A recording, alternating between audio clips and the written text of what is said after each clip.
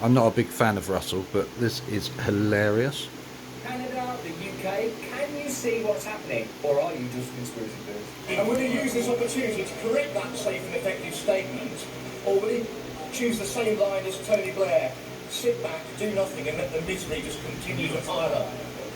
Prime Minister.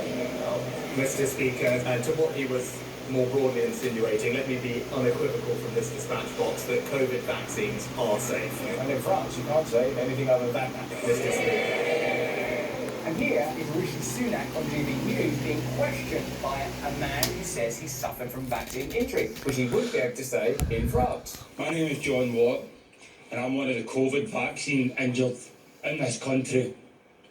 I want you to look into my eyes, Rishi Sunak, and I want you to look at the pain, the trauma, and the regret I have in my eyes.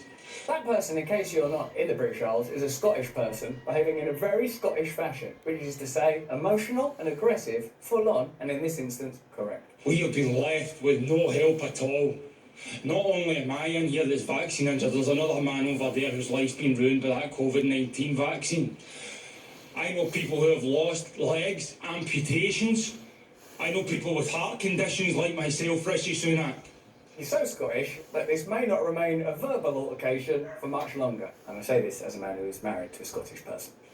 Why have I had to set up a support group in Scotland to look after the people that have been affected by that COVID-19 vaccine? Why are the people who are in charge, who told us all to do the right thing, have left us all to rot and left me and the thousands and the tens of thousands in this country to rot? We're actually going to extradite you to France right now. We were thinking Rwanda, but I think you'd be happier in France. In Scotland right now, according to the yellow card system, there are over 30,000 people that have had an adverse reaction to that vaccine. And Okay. deaths. John, thank you very much indeed for your question. Now, John, that's enough, even for GB News. It's for you to start doing the right thing, Mr. Rishi Sunak, and the rest. You've made a really strong point, John. Prime Minister. Yeah, John, well, I'm very sorry to hear about your personal circumstances, and you said someone over here also seems to have suffered by a similar thing. Now, obviously, I don't know about the individual situation Well, just told you about it. Let's see you tiptoe through this little legal nightmare. that you're in, Silence, and Rishi. We're silenced. Well, on I don't- social media and everything. Okay. We are silenced. We are the most silenced people in this country. Silence in the press because my story in the press Uh-oh, there's another one. had to go to the government for comment and they made me take all the stuff out. Forgive me both. Now look, we don't usually do this on GB News, and he will not come back. And the next one, who's just another version of him from the other party, he won't come here at all. So please, don't ruin this for us. I know I'm happy.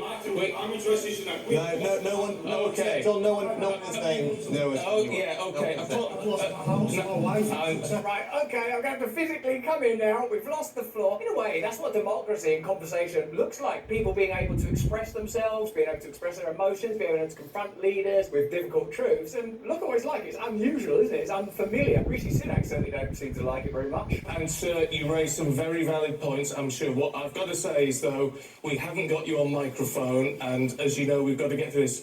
I'm sure we can raise your points with the Prime Minister at a later date.